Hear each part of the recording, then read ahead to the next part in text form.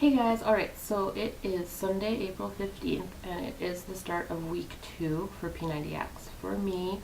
So it's day 8 of P90X. I had my rest day yesterday. Just a couple things to note since my last update, P90X update on Thursday. Friday morning, I spent like over 2 hours in my daughter's room, rearranging, organizing, cleaning, and I was working up a sweat, so I counted it as a workout, but this was like 2 hours. But, anyways, I like my back really hurt afterwards. Like, I was, she's 2 years old, so there's like toys everywhere on the floor, so it was a lot of like bending over and picking up toys, and bending over and standing up, and bending over and standing up. And my lower back, just right after I was done doing that, just really hurt. It hurt to stand, it hurt to walk, it hurt to move. Like, I felt like I was walking weird because it hurt so bad. So, needless to say, like, I still did my Kempo workout. Obviously, I was mindful of my back while I was doing Kempo, but it almost felt a little bit better. Like, my back actually seemed to not hurt as much when I was moving and sweating and grooving. Then Saturday, I woke up, felt a little bit better, and now this morning it feels even better now. So I don't know what that was about.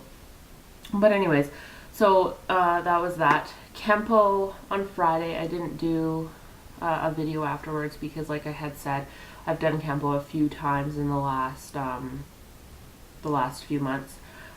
So there was no notable differences from the last few months when I've been doing it, but I will note the differences between when I do Kempo now and when I did it before when I did P90X.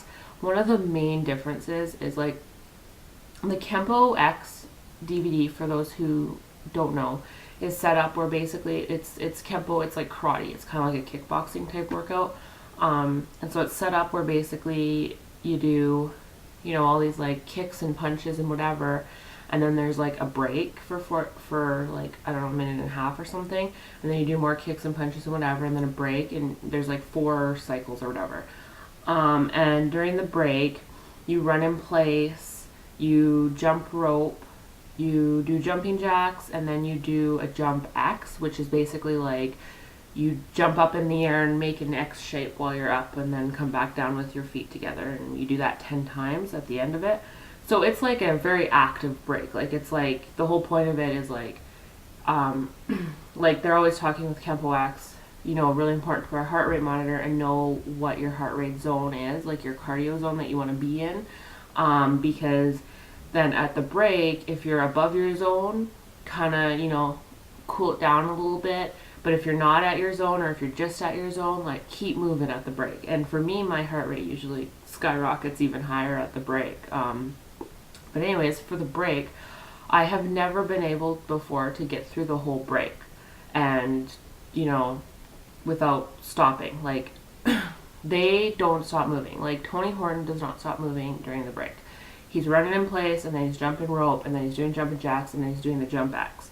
And I've never been able to go through the whole break doing those things. Like, I'll do a little bit of running in place, a little bit of jump rope, and then get like halfway through the jumping jacks, and then I stop.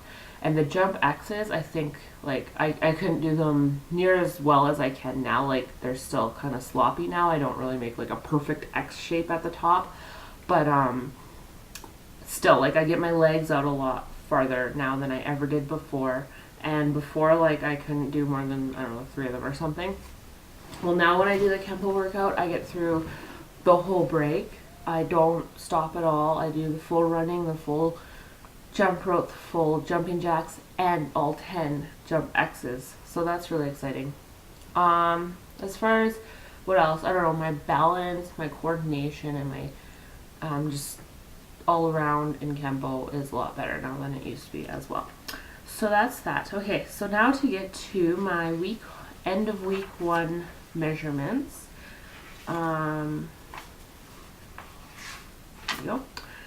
Okay, so this morning I measured, my chest was 37 inches, which is down half an inch from last week. My waist is 33.5 inches, which is down half an inch from last week. My hips were 43.5 inches, which is down 1.5 inches from last week. So I'm like, I don't know, did I measure my hips wrong last week? Because that seems like a lot of inches to lose in a week. But anyways, I'll take it. Left arm is 13 inches, which is down half an inch from last week. Right arm is 13.25 inches, which is down 1/4 of an inch from last week.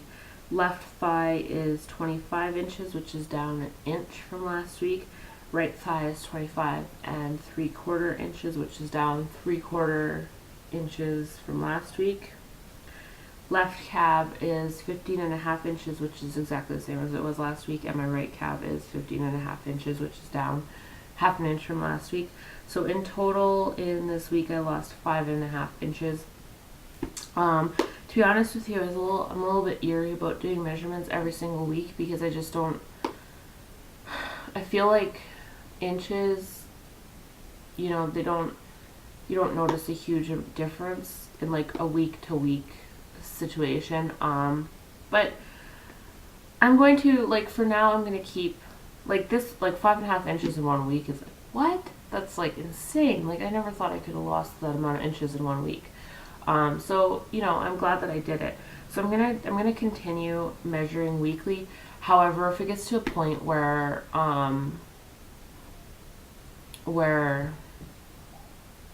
not losing, like I'm not really seeing much difference week to week, then I'll change it to every 2 weeks where I'll do my measurements. And weekly I'll just do a little update about how the workouts went or whatever. But for now, I'm going to do measurements in my weekly updates. So that's that. I hope everybody's having or had a wonderful weekend. I had a very crappy weekend this weekend. I had my final exam for business law yesterday afternoon, and that was just an all-around crappy day. It's snowing. It is still friggin' snowing. It's just miserable outside. It's terrible. And yeah, so I had my business law final exam yesterday, and then I had a 3 to 5 page report that I had to submit for one of my other classes, and I had to have it submitted by 11 last night. I submitted it at 22:11. Like, talk about cutting it close, but I hadn't even started it because I was like, I gotta just focus on getting ready for this exam. So then after the exam yesterday, I finally started it. Oh, and yeah, that's that. Anyway, so I hope everybody had a better weekend than me, and I hope you all have a really great week this week. And if I don't talk to you guys before, you'll see me on Friday for weigh-in day, where I will be in the 160s. All right, thanks for watching, guys.